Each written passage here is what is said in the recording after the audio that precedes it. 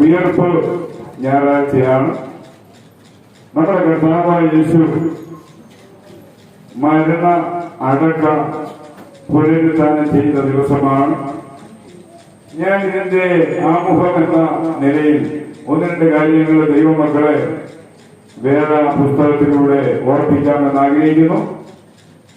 മത്തായി സുവിശേഷം 27-ാം അധ്യായം അതിന്റെ 63 മുതൽ 66 വരെയുള്ള വാക്യങ്ങളിൽ യേശുവിനെ മരണാനന്തരം കല്ലറയിൽ സംസ്കരിച്ചു. എന്നാൽ യഹൂദന്മാർക്ക് പേടിയുണ്ടായിരുന്നു. അവൻ ജീവനോടെ ഇരുന്നപ്പോൾ നിങ്ങൾ എന്നെ കൊന്നാലും ഞാൻ 3-ാം ദിവസം ഉയർക്കുമെന്ന് യേശു പറഞ്ഞു. യോന കടൽ മത്സ്യത്തിന്റെ വയറ്റിൽ 3 രാവും 3 പകലും ഇരുന്നത് പോലെ മനുഷ്യപുത്രൻ ഇരിക്കും. അതിനുശേഷം മനുഷ്യപുത്രൻ പുറത്തു വരുമെന്ന് യേശു മുന്നറിയിപ്പ് നൽകിയത് യഹൂദന്മാർക്ക് ഭയമുളവാക്കി. അതുകൊണ്ട് യേശുവിന്റെ കല്ലറ സ്ഥിതി ചെയ്യുന്ന റോമാ സാമ്രാജ്യത്തിലെ പാലസ്തീൻ എന്ന സംസ്ഥാന ഗവർണറായിരുന്ന പീലാത്തോസിന്റെ അടുക്കൽ അവർ ചെന്ന് പറഞ്ഞു, ആ ചതിയൻ ജീവനോടെ ഇരുന്നപ്പോൾ ഞങ്ങളോട് പറഞ്ഞു, മരിച്ചടക്കപ്പെട്ടു അവൻ 3-ാം നാൾ ഉയർത്തെഴുന്നേറ്റു. അപ്പോൾ അവരോട് പീലാത്തോസ് പറഞ്ഞു, നിങ്ങൾക്കൊരു കാവൽ സേനയുണ്ടല്ലോ, നിങ്ങൾ പോയി നിങ്ങളാലാവുന്നിടത്തോളം കാവൽ കൂട്ടത്തെ അവന്റെ കല്ലറയ്ക്ക് കാവൽ നിർത്തേണം. അത് പറഞ്ഞതിന് ശേഷം പീലാത്തോസ് എന്ത് ചെയ്തു എന്നറിയാമോ? പീലാത്തോസ് ഈ യഹൂദന്മാരെ കല്ലറ പൊട്ടിച്ചേശുവിന്റെ ശരീരം പുറത്തെടുത്ത് ഉയർത്തെഴുന്നേറ്റു എന്ന് അപമാനം പറയുമോ എന്ന് ഭയപ്പെട്ട് പീലാത്തോസ് അവിടെ ചെന്ന് ആ കല്ലറയിൽ തന്റെ ഔദ്യോഗിക സ്ഥാനത്തെ ഓർപ്പിക്കുന്ന ഇമ്പീരിയൽ സീൽ ആ കല്ലറയിൽ ചെയ്തു. അതിനുശേഷം പീലാത്തോസ് പോയി പട്ടാളക്കാര് ഉറങ്ങാതെ കല്ലറ കാത്തുകൊണ്ടിരിക്കുകയാണ് എന്ന് മത്തായി 27-ാം അധ്യായത്തിൽ നമുക്ക് കാണുവാൻ സാധിക്കുന്നു. ആ കർത്താവായ യേശുക്രിസ്തു അവിടെ നിന്ന് ഉയർത്തെഴുന്നേറ്റു. പ്രിയ വാത്സല്യമുള്ള ദൈവമക്കളെ, ഇന്ന് നമ്മൾ കാണുന്നത് ഒരു ഓപ്പൺ ടോമാണ്, തുറന്നിരിക്കുന്ന ഒരു കല്ലറയാണ്. നിങ്ങൾക്കറിയാം, എന്റെ നേരെ ബാക്കിൽ കാണുന്നത് അതിനെ ആസ്പദമാക്കിയ ഒരു വാക്യമാണ്, അവൻ ഇവിടെ ഇല്ല, അവൻ ഉയർത്തെഴുന്നേറ്റിരിക്കുന്നു എന്ന്. ആ വാക്യത്തിൽ മത്തായി സുവിശേഷം 28-ാം അധ്യായം 6-ാം വാക്യമാണ്, അവൻ ഇവിടെ ഇല്ല, അവൻ ഉയർത്തെഴുന്നേറ്റിരിക്കുന്നു. പ്രിയ വാത്സല്യമുള്ള ദൈവമക്കളെ, യേശു ഉയർത്തെഴുന്നേറ്റിട്ടില്ലായിരുന്നുവെങ്കിൽ നമുക്കൊരു പ്രതീക്ഷയും പ്രത്യാശയും ഉണ്ടാകത്തില്ലായിരുന്നു. 1496 കൊളംബസ് അമേരിക്ക കണ്ടുപിടിച്ചത്. മധ്യ ധരണ്യാഴി കടലിൽ ജിബ്രാൾട്ടർ എന്നൊരു പടുകുറ്റൻ പാറയുണ്ട്. ആ പാറയിൽ നോ മോർ ബിയോണ്ട്, ഇതിനപ്പുറം ഒന്നുമില്ല എന്ന് 1496 വരെ വലിയ കാണാവുന്ന അക്ഷരത്തിൽ എഴുതി പതിച്ചിരുന്നു. 1496 ആ സ്ഥലം കടന്ന് അപ്പുറത്ത് പോയാണ് കൊളംബസ് അമേരിക്ക കണ്ടുപിടിച്ചത്. അമേരിക്ക കൊളംബസ് കണ്ടുപിടിച്ചതിന് ശേഷം നോ മോർ ബിയോണ്ട് എന്ന ആ എഴുത്തിൽ നിന്ന് നോ ഇല്ല എന്നത് മാറ്റി. അതുകൊണ്ട് മോർ ബിയോണ്ട്, ഇതിനപ്പുറം ഉണ്ട്. എന്നെ കേൾക്കുന്ന മത്സര്യമുള്ള ദൈവമക്കളെ, നമ്മുടെ കർത്താവായ യേശു ഉയർത്തെഴുന്നേറ്റതിനാൽ നമുക്കും ഇതിനപ്പുറം ഒരു ജീവിതമുണ്ട്. നമ്മുടെ ജീവിതം ഉയർത്തെഴുന്നേറ്റ കർത്താവായ യേശുവിൽ അധിഷ്ഠിതമാണ് എന്നുള്ള ആഗ്രഹത്തോടെ നമ്മുടെ ജീവിതം നമ്മൾ മുന്നോട്ട് നയിക്കണമെന്ന് ഓർപ്പിക്കട്ടെ. കൊളംബസ് വെറും ഒരു പായ്ക്കപ്പലാണ്. 1996 അമേരിക്കയിൽ പറയുന്ന ഒരു സ്ഥലമുണ്ട് എന്ന്. ഈ മധ്യധന്യായി കടലിനെ അതിജീവിച്ച് അപ്പുറത്തിയെന്ന് കണ്ടുപിടിച്ച് ലോകത്തിന് സമ്മാനിച്ചതെങ്കിൽ ഇന്ന് ലോകത്തിലേറ്റവും അഭിമാനകരമായി നിലനിൽക്കുന്ന ഏകരാജ്യം എന്ന് പറയുമ്പോൾ എല്ലാ നിലയിലും അത് അമേരിക്കയെങ്കിൽ അത് അമേരിക്ക തന്നെയാണ് എന്നുള്ള അഭിമാനത്തിൽ നമ്മൾ ഇന്ന് പ്രകാരം ഒരു കാര്യം അറിയണം. ഇതിനപ്പുറത്തുണ്ട് നമ്മളെ യഥാർത്ഥ യേശു ഉയർത്തെഴുന്നേറ്റവരാൽ ഇതിനപ്പുറത്ത് ഒരു ജീവിതം നമുക്കുണ്ട്. അതുകൊണ്ട് പ്രിയമായ സത്യമുള്ള ദൈവമക്കളെ, നമ്മൾ കേവല മനുഷ്യരായി ജനിച്ച് അല്പസ്വല്പമായ ഒരു ജീവിതായുസ്സുകൊണ്ട് നമ്മുടെ ജീവിതം അവസാനിക്കത്തില്ല എന്ന് കർത്താവായ യേശുക്രിസ്തുവിന്റെ നാമത്തിൽ ഇന്ന് പ്രകാരം ഞാൻ നമ്മെ ഓർപ്പിക്കുകയാണ്. ഒരു വേദഭാഗം ഈ സമയം വായിക്കട്ടെ.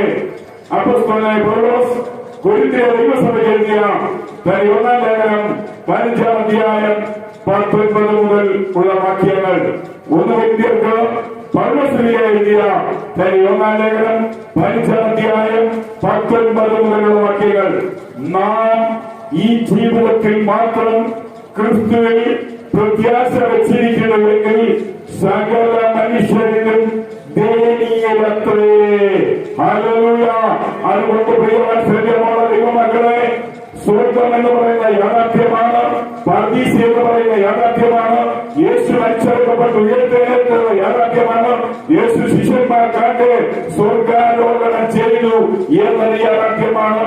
യേശുവിന്റെ ആരോഹണത്തെ സാക്ഷ്യമായി വഹിച്ച മാലാഖമാരോട്, യേശുവിന്റെ ശിഷ്യന്മാരോട് ദൈവിക ഇതാണ്: എല്ലാ പുരുഷന്മാരെ, നിങ്ങൾ ആകാശത്തേക്ക് നോക്കി നിൽക്കുന്നത് എന്ത്? നിങ്ങളെ വിട്ട് ഈ ഭൂമിയിൽ നിന്ന് ആകാശത്തിലൂടെ കടന്നു പോകുന്ന നിങ്ങൾ കാണുന്ന യേശുവിനെ, അവൻ തന്നെ ആ പോയിന്റ് പോലെ വീണ്ടും വരുന്ന ഒരു കാഴ്ച ലോകം കാണുമെന്ന് പറയുമ്പോൾ, പ്രിയ ദൈവമക്കളെ, മോർ ബിയോണ്ട്, അതിന്റെ അപ്പുറമുണ്ട്. അതുകൊണ്ട് ഞാൻ പറയുന്നത്, നമ്മുടെ ഈ ശരീരത്തിനപ്പുറം, നമ്മുടെ ഈ ആയുസിനപ്പുറം, നമ്മുടെ ഈ ജീവിതത്തിനപ്പുറം ചിലരുണ്ട്. അത് വിശുദ്ധ വേദപുസ്തകത്തിൽ പരമസത്യമാണ്. അതിന്റെ കർത്താവായ യേശുവിന്റെ ഉയർപ്പെങ്കിൽ നമ്മൾ ഒരിക്കൽ ഉയർത്തെഴുന്നേൽക്കുമെന്ന് കർത്താവിന്റെ നാമത്തിൽ ഞാൻ ഓർപ്പിക്കുകയാണ്. നമ്മുടെ ഈ ലോക ജീവിതത്തില് ഭാരങ്ങളും പ്രയാസങ്ങൾ, കഷ്ടപ്പാടുകളും ദുരിതങ്ങളും നല്ലതാണെങ്കിൽ അതിന്റെ അവസാനം ഒരിക്കൽ ഈ ശരീരം ഈ ഭൂമിയിൽ ഉപേക്ഷിച്ചത് നമ്മൾ മടങ്ങിപ്പോയാലും ആ ശരീരം തിരികെ പ്രാപിക്കുന്ന ചില കാര്യങ്ങൾ ഈ ശരീരത്തിനപ്പുറത്തുണ്ട്. ആ ഉള്ള കാര്യമാണ് എന്റെ കർത്താവായ യേശുവിന്റെ 3-ാം നാളിലെ പുനരുത്ഥാനം. അതുകൊണ്ട് പ്രിയ ദൈവമക്കളെ, നമ്മളെ വായിച്ച വാക്യത്താൽ പോകുമ്പോൾ, എന്നാൽ ക്രിസ്തു നിദ്ര പ്രാപിച്ചവരിൽ ആദ്യഫലമായി മരിച്ചവരുടെ ഇടയിൽ നിന്ന് ഉയർത്തിയിരിക്കുന്നു. മനുഷ്യൻ മൂലം മരണമുണ്ടായതിനാൽ മരിച്ചവരുടെ പുനരുത്ഥാനവും മനുഷ്യൻ മൂലമുണ്ടായി. ആദാമിൽ എല്ലാവരും മരിക്കുന്നത് പോലെ ക്രിസ്തുവിൽ എല്ലാവരും ജീവിക്കുന്നു. എന്നാൽ ഓരോരുത്തരും അവനവന്റെ ക്രമമനുസരിച്ചായിരിക്കും.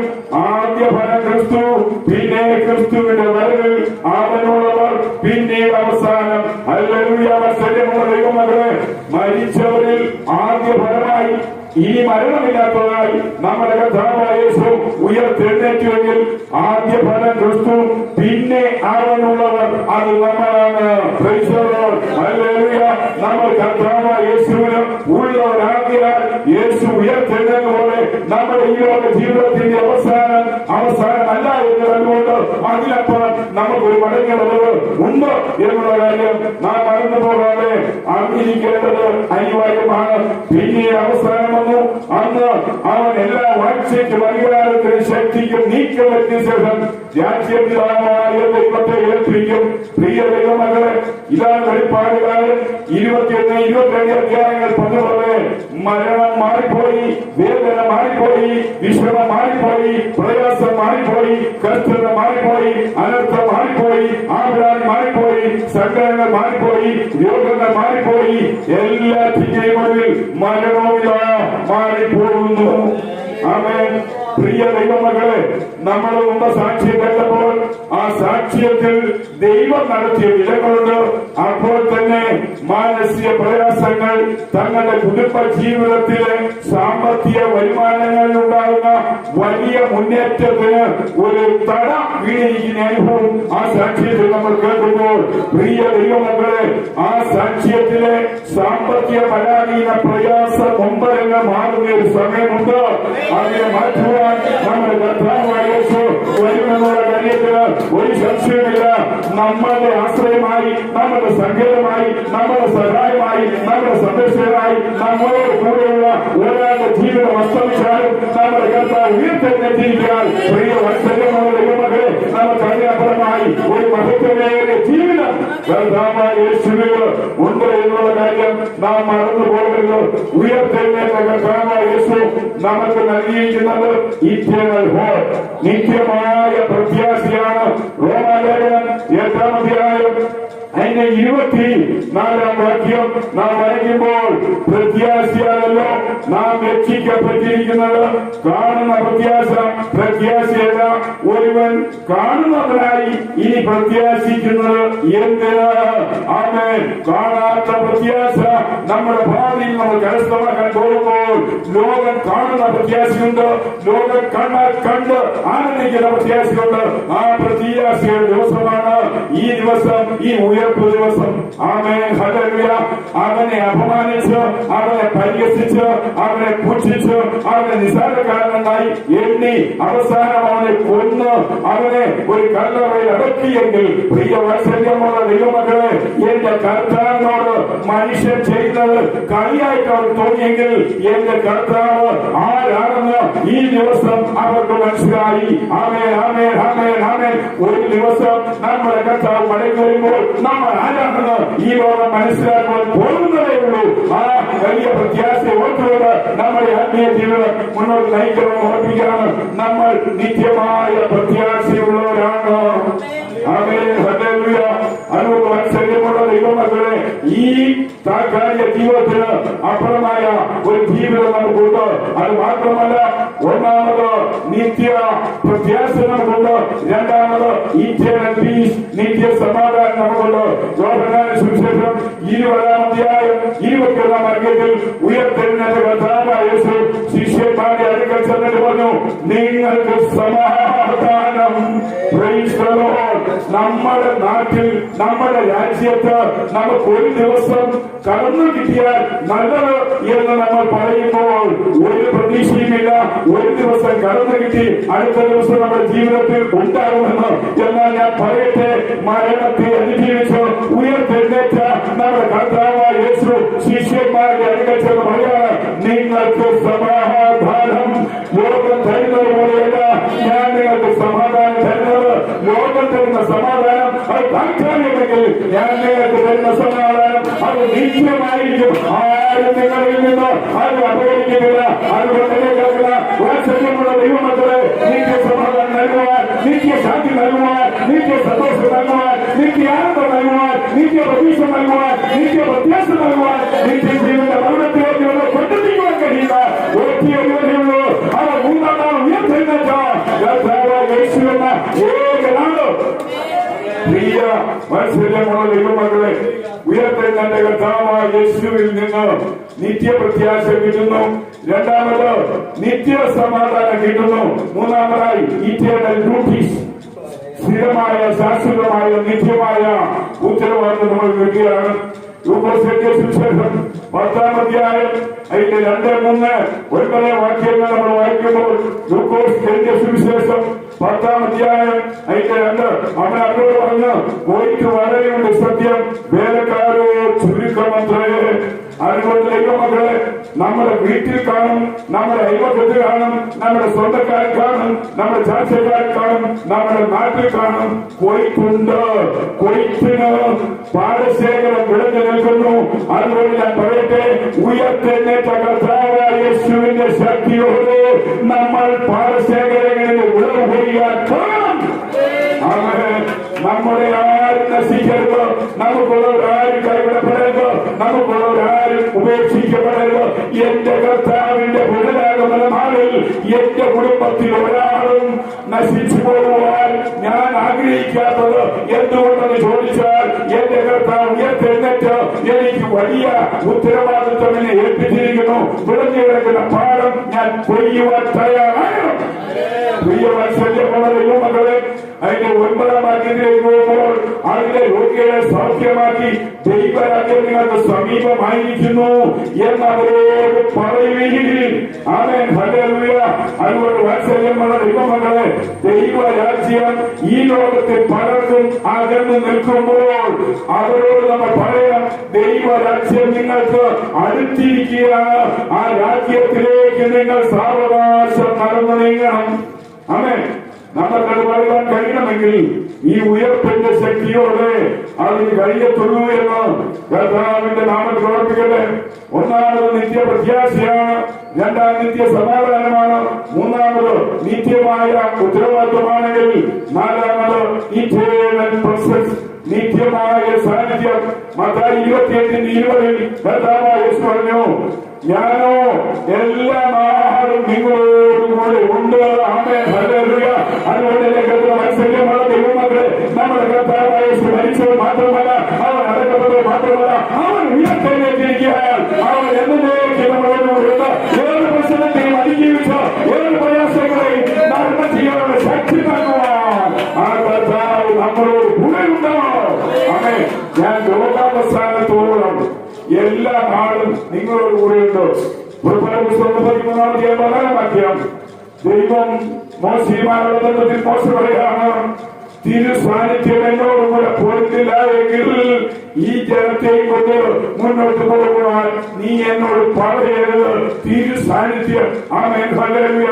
പ്രിയ വാത്സല്യമുള്ള ദൈവമക്കളെ, ആ തിരു സാന്നിധ്യമാണ് മോശയെ 40 വർഷം മരുഭൂമിയിൽ ഇസ്രായേൽ ജനത്തെ നടത്തുവാൻ സഹായിച്ചതെങ്കിൽ നമ്മുടെ ആയുഷിന്റെ ശിഷ്ടകാലം മുഴുവനും നമ്മുടെ ഈ ഭൂമിയിൽ സൂക്ഷിക്കുവാൻ ഒരു കാര്യം നമുക്ക് ആവശ്യമാണ്. കർത്താവായ യേശുവിന്റെ പ്രസൻസ്, നിത്യമായ സാന്നിധ്യം. അങ്ങനെയെങ്കിൽ പ്രിയ ദൈവമക്കളെ, ഉയർത്തെഴുന്നേറ്റ കർത്താവായ യേശുവിന്റെ ആ ഉയർപ്പ് ഞായറാഴ്ച നമ്മൾ ഒരു കാര്യം അറിയണം, നമുക്ക് നിത്യമായ പ്രത്യാശയുണ്ട്, നിത്യമായ സമാധാനമുണ്ട്, നിത്യമായ ഉത്തരവാദിത്വമുണ്ട്, നിത്യമായ സാന്നിധ്യമുണ്ട്. ആ സാന്നിധ്യം നമ്മൾ ഒരിക്കലും വിട്ടുപോകരുത്. ആമേൻ. ഇതല്ലേ കർത്താവ് പറഞ്ഞത്, 2-3 പേർ എന്റെ നാമത്തിൽ കൂടിയാൽ ഞാൻ അവരുടെ നടുവിലുണ്ട്. പ്രിയ ദൈവമക്കളെ, ശിഷ്യന്മാര് ഒരാൾ യേശുവിനെ കാണിച്ചു കൊടുത്തു. പിന്നെ 11 പേരുണ്ട്. ആ 11 പേരിൽ ഒരാൾക്ക് ഒരു സംശയം വന്നു. ആ സംശയം വന്നയാൾ മറ്റുള്ളവരോട് പറഞ്ഞു, അവൻ ഉയർത്തെഴുന്നേറ്റുവെന്ന് ഞാൻ വിശ്വസിക്കുവാൻ പ്രയാസമാണ്. അവനെ ഞാൻ എന്റെ കണ്ണാൽ കാണണം.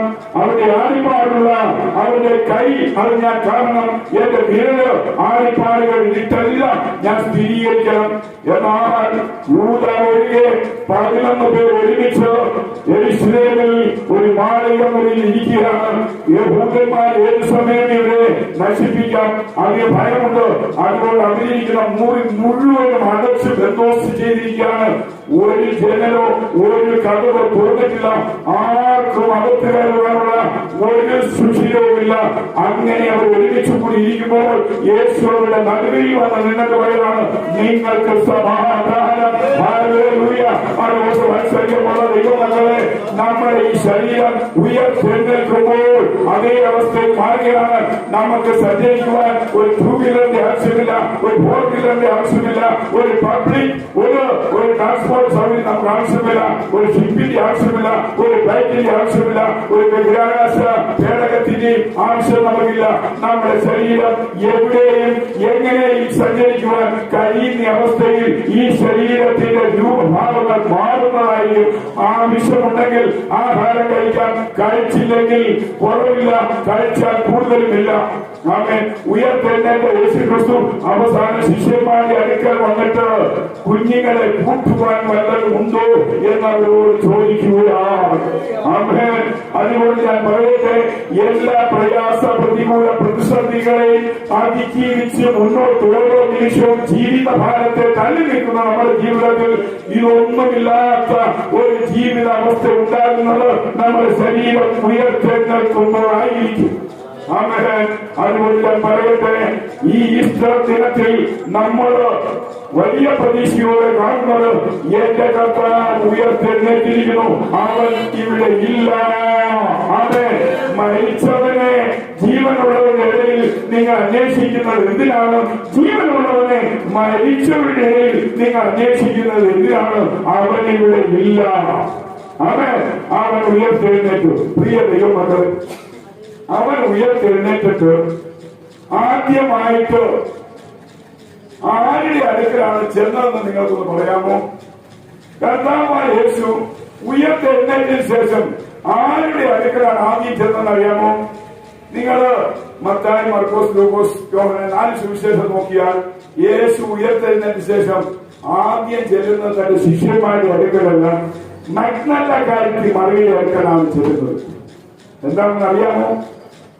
ലൂക്കോസ് സുവിശേഷം 8-ാം അധ്യായം 2-ാം വാക്യത്തിൽ ആദ്യമായി മഗ്ദലക്കാരത്തി മറിയ യേശുവിന്റെ അടുക്കൽ വരുമ്പോഴത്തേക്കും 7 ഭൂതങ്ങൾ ബാധിച്ച് സ്വൈര്യവും സ്വബോധവും നിയന്ത്രണവും നഷ്ടപ്പെട്ട ഒരവസ്ഥയിലാണ് യേശുവിന്റെ അടുക്കലേക്ക് വരുന്നത്. യേശുവിന്റെ അടുക്കൽ വന്ന മഗ്ദലക്കാരത്തി മറിയയുടെ 7 ഭൂതബാധയും മാറി. അവൾ സ്വബോധമായി, അവൾ സ്വതന്ത്രമായി, അവൾക്കെല്ലാം ഉള്ളതായി. പ്രിയ വാത്സല്യമുള്ള ദൈവമക്കളെ, പിന്നീട് കർത്താവായ യേശുവിന് ഏത് കാര്യങ്ങൾ ചെയ്യുവാൻ ശിഷ്യന്മാരെക്കാൾ മുൻപന്തിയിൽ നിന്നത് ഈ മഗ്ദലക്കാരത്തി മറിയായിരുന്നു. അതുകൊണ്ട് കർത്താവായ യേശു ഉയർത്തെഴുന്നേറ്റ് ആദ്യം പ്രത്യക്ഷപ്പെട്ടത് ഈ മഗ്ദലക്കാരത്തി മറിയയ്ക്കാണ്. ഇന്ന് പ്രകാരം നമ്മളും ഈ മഗ്ദലക്കാരത്തി മറിയെ പോലെ സ്വഭാവ ശ്രേഷ്ഠതയുള്ള ഒരു വ്യക്തിയായി മാറിയാൽ 2025 ഏപ്രിൽ മാസം 20-ാം തീയതി ഈ ഉയർപ്പ് ഞായറാഴ്ച മുതൽ കർത്താവായ യേശു നമ്മൾക്കും പ്രത്യക്ഷപ്പെട്ടുകൊണ്ടിരിക്കട്ടെ.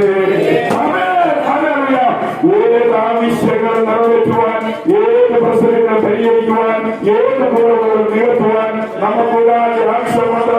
നമ്മുടെ കർത്താവായ യേശു അത് സാധാരണ ഒരുവനല്ല.